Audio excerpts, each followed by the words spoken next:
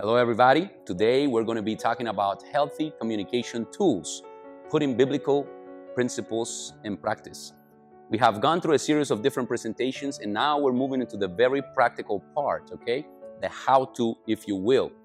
Let us look at the biblical foundations for this presentation. Matthew 8:15 says, if your brother or sister sins, go and point out their fault, just between the two of you. Healthy churches communicate directly. Ephesians 4:15 tells us, speaking the truth in love. Colossians 4:6, let your conversation always be full of grace, seasoned with salt. Communication should be gracious and constructive. And we're going to see that in a very practical way. Proverbs 15:1, a gentle answer turns away wrath. How we communicate matters as much as what we communicate. So this is going to be a very important part, okay? The main objectives for today's presentation: equip the church with practical communication tools. 2, address concerns biblically, establish healthy boundaries, maintain accountability, prevent misunderstandings, resolve conflict constructively, and build a culture of clarity and trust in our church. Healthy churches do not avoid difficult conversations. They learn how to handle them well. And that's the goal of this entire series. For the last presentations, we have identified unhealthy behaviors. We have discussed gossip, criticism, avoidance, disruption, bullying, passive aggression, division, hidden influence, and narcissism. Today, we make a shift, if you will. Today is not about identifying unhealthy behaviors. Today is about learning practical tools, because recognizing problems is only half of the solution. A healthy church must also learn how to communicate truth, establish boundaries, and also be able to maintain accountability. The goal of communication. I'm going to tell you first a list of what is not, because it's very important for you to keep these in mind, okay? It's not whining, it's not controlling, it's not defending yourself, it's not getting even, it's not getting the last word either. The goal is clarity, understanding, accountability, resolution, and especially restoration. Healthy communication seeks resolution, not victory. It's not about who wins. It's about how can we solve this issue together. Which one am I? Ask yourselves the following questions. Do I avoid difficult conversations? Do I become emotional too quickly? Do I stay silent when I should speak? Do I struggle to establish boundaries? Do I say things I later on regret? Am I helping create clarity or confusion? That's a key question. The communication toolbox. Let's look into now what is being offered to us. Tool number 1, direct communication. Start right here. Go to the person, not about the person, as we said on day 1 of this series. Ask yourself, have I spoken directly to them or to him or to her? Am I talking to the right person? Or am I gossiping? Am I seeking resolution? Matthew 18 is the principle that we're following. Person to person, never person to everybody else. Tool number 2, ask questions. Good communication begins with understanding. Many times, conflict arises because there are misunderstandings. Good questions help clarify what's in the other person's mind. Instead of, why did you do that? Ask, help me understand what happened. Help me understand where you're coming from. Help me understand what you're thinking. Help me understand what you're saying a little better.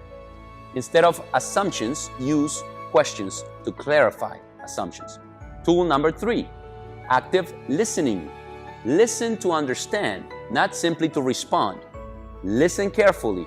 Active listening sounds like these. Help me understand what you're saying. What I hear you say is, and you kind of reply. Can you explain further? Let me make sure I understand what you're saying. Tool number 4, boundaries. Healthy relationships require healthy boundaries. Boundaries are not punishment. Boundaries are clarity. It's not wrong to establish boundaries. We all need them.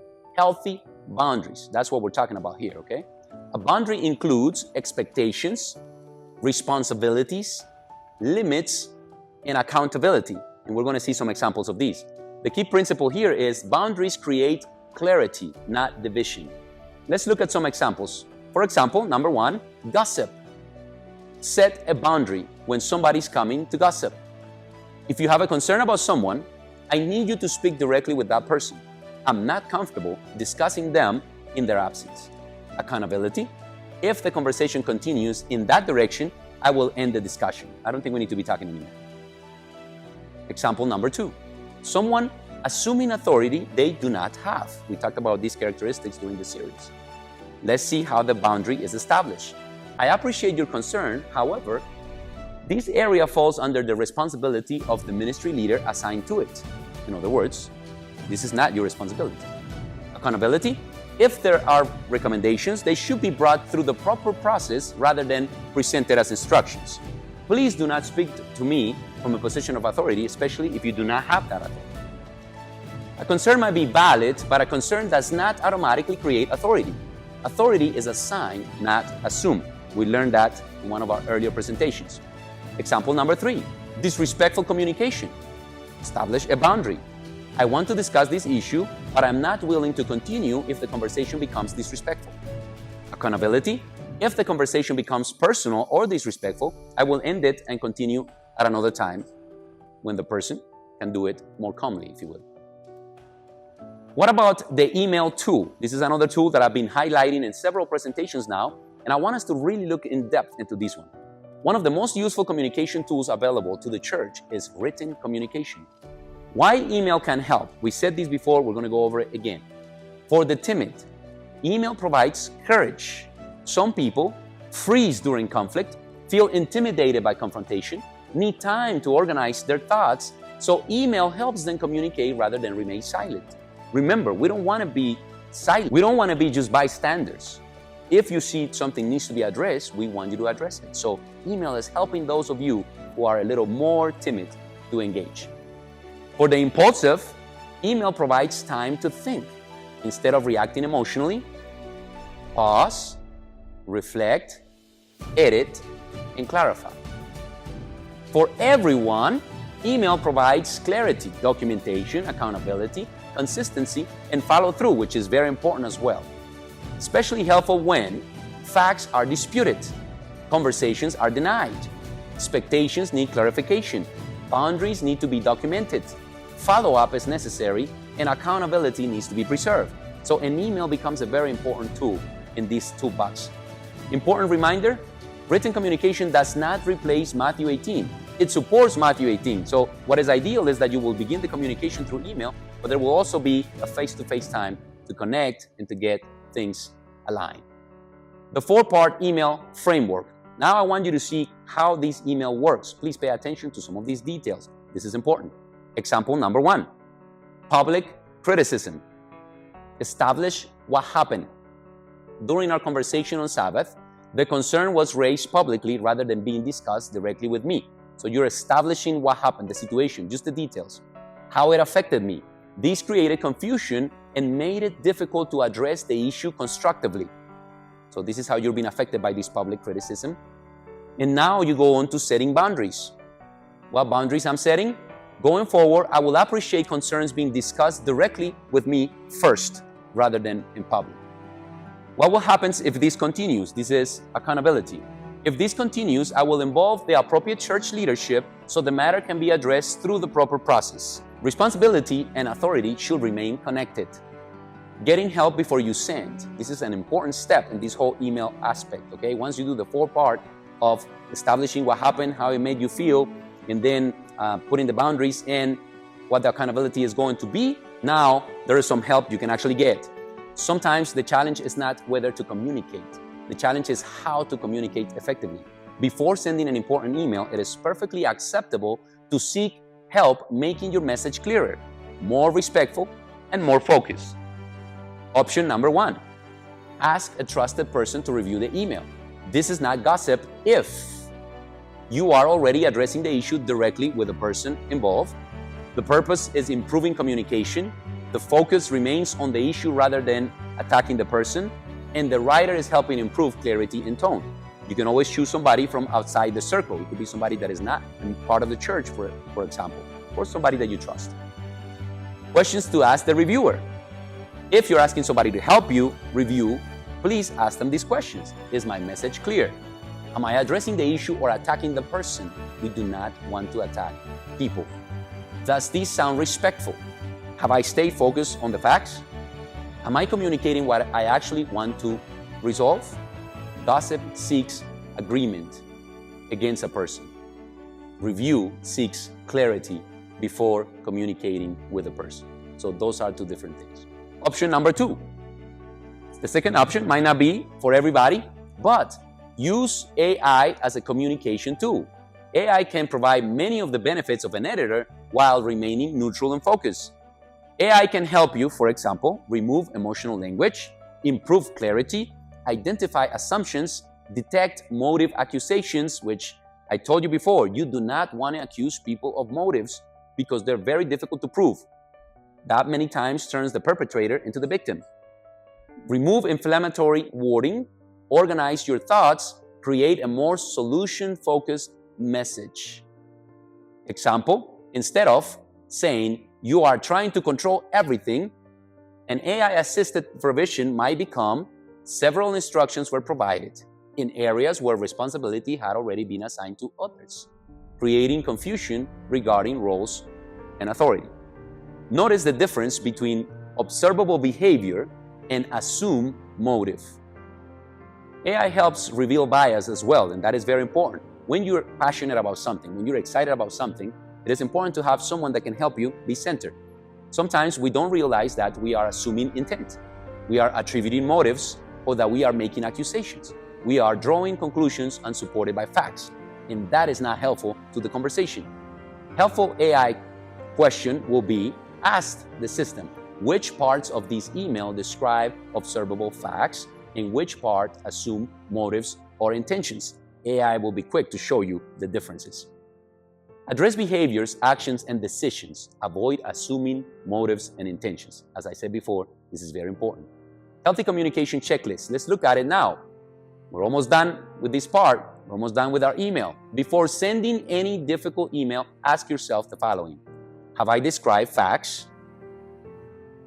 Have I avoided accusing motives? Have I clearly stated the issue? Have I identified a reasonable boundary? Have I explained the next step respectfully? Have I focused on resolution rather than punishment? Let us look also at some communication mistakes to avoid. Do not do the following. Gossip, talking about people instead of talking to the people. Assumptions, believing motives without evidence. Emotional reactions, responding before thinking. You have to slow down. Avoidance, refusing necessary conversations. Public corrections, handling personal issues publicly. Do not. Authority by personality, assuming authority because of position, influence, experience, strong opinions, instead of assigned responsibility. Do not assume responsibilities that don't belong to you. How to respond to healthy communication. If you receive an email and the person is seeking to be respectful and present a problem, listen first. Avoid immediate defense. Don't go into the defense, please. Listen carefully. Clarify understanding. Ask questions so you can clarify. Acknowledge valid concerns. Not every concern is an attack. You might be right. Be open to correction. Growth requires humility. Focus on solutions. Move towards resolution. Always, the goal of all of these is resolution. Please understand that. Communication succeeds when people value truth more than being right. If you're being shown truth, accept it. Practical church commitment. Before speaking, ask, have I spoken to the person? Am I part of the solution? Would I say these if they were present? Does this conversation move us toward resolution? If the answer is no to any of these questions, reconsider the conversation, please. Final self-check. Am I communicating clearly? Am I speaking truth in love? Am I establishing healthy boundaries? Am I helping resolution or creating confusion? Am I respecting roles and responsibilities? We have made a commitment every time in every presentation, and this is not the exception. Let us commit as a church. Today we choose clarity over confusion, truth over assumptions, accountability over denial, direct communication over gossip, boundaries over resentment, resolution over winning. A healthy church is not built by people who never disagree. A healthy church is built by people who communicate clearly, establish healthy boundaries, maintain accountability, respect proper authority, and pursue restoration in Christ-centered ways. May the Lord bless you. May you continue to walk this journey of conflict resolution in Christ. May He bring the unity to His church that He has dreamed about and He prayed about when He was on this earth. God bless you and happy Sabbath.